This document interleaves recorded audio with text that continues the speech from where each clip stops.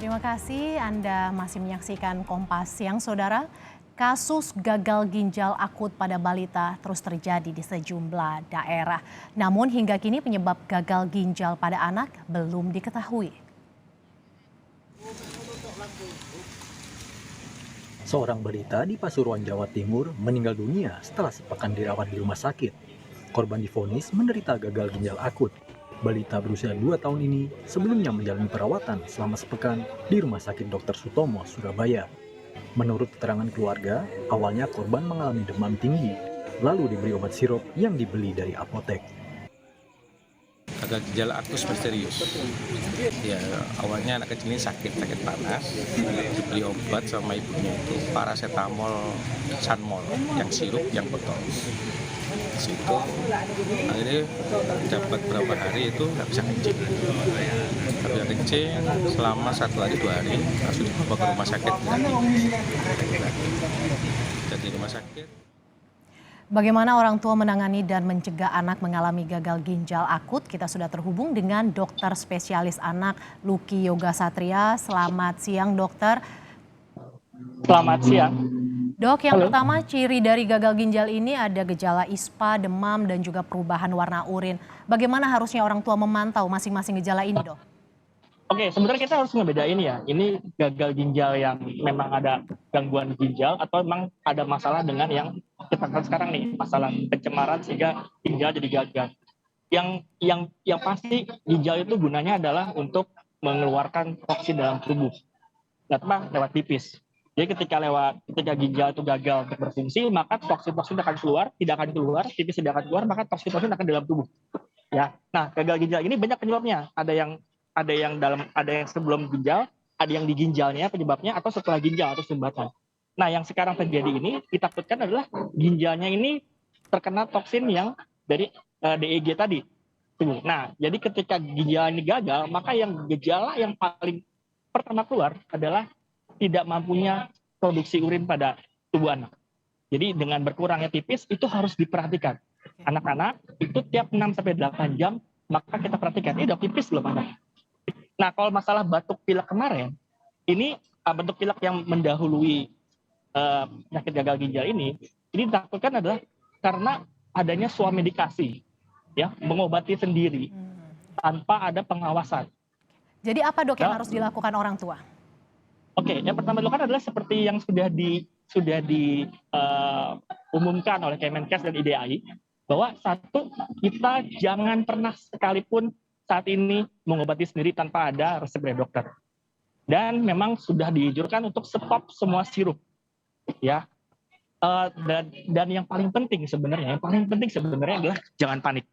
Ya, yang terjadi sekarang ini adalah sangat banyak ya. Informasi sangat banyak. Informasi ada tuh bagus, tapi informasi yang terlalu banyak yang membuat panik itu akan jadi lebih bahaya. Ya, kita ikutin aja Kemenkes dan IDAI itu sudah pasti pengen yang terbaik untuk anak-anak kita. Yang paling aman saat ini adalah stop semua medikasi dalam bentuk sirup. Oke, dok, Ya, karena sejumlah obat dicurigai itu kan, penyebabnya. dokter Lucky, sejumlah obat kan kini ditarik. Bagaimana solusinya jika nanti anak sakit dan membutuhkan obat yang kini sudah dilarang untuk dikonsumsi, dok? Ya, jadi kalau kita ngomongin obat terapi ya, sebenarnya untuk yang namanya demam, batuk pilek itu belum tentu semuanya perlu obat. Ya, demam itu adalah reaksi tubuh terhadap melawan infeksi. Kalau anaknya demam 38, tapi anaknya fine-fine aja, makan minum oke, tidak ada masalah, pipisnya oke, kita bisa observasi di rumah dan berikan terapi non farmakologis, artinya tanpa obat. Berikan cairan yang cukup, dikompres hangat, yakinkan nutrisinya baik, lalu awasi pipisnya. Ya, karena saat ini yang kita lakukan adalah masalah ginjal kan, karena kita awasi pipisnya.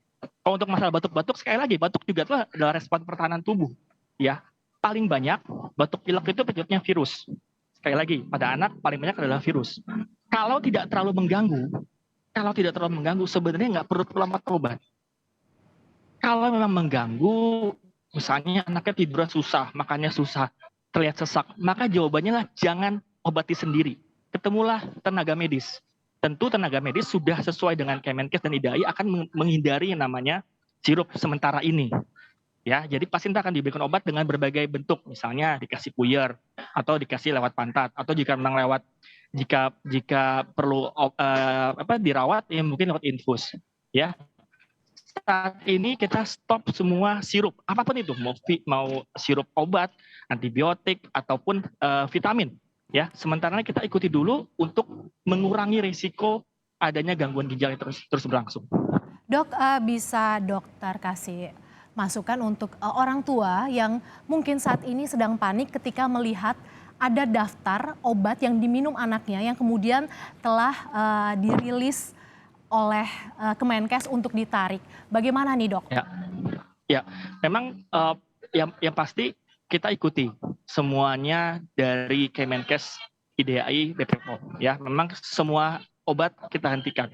Kalau memang obat sirup yang saya, kalau memang ternyata sudah sempat meminum obat tersebut, maka kita observasi. Karena yang saat ini kita takutkan adalah masalah gangguan ginjal, maka kita lihatkan apakah anak kita minumnya cukup.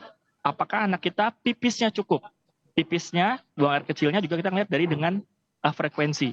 Kita cari minimal 6-8 jam ketika anak-anak aktivitas di siang hari. Ya, dan juga lihat warna urinnya, warna pipisnya. Kita harapkan warnanya kuning terang, bukan kuning gelap seperti teh. Ya, dan frekuensi dan warnanya dan jumlahnya.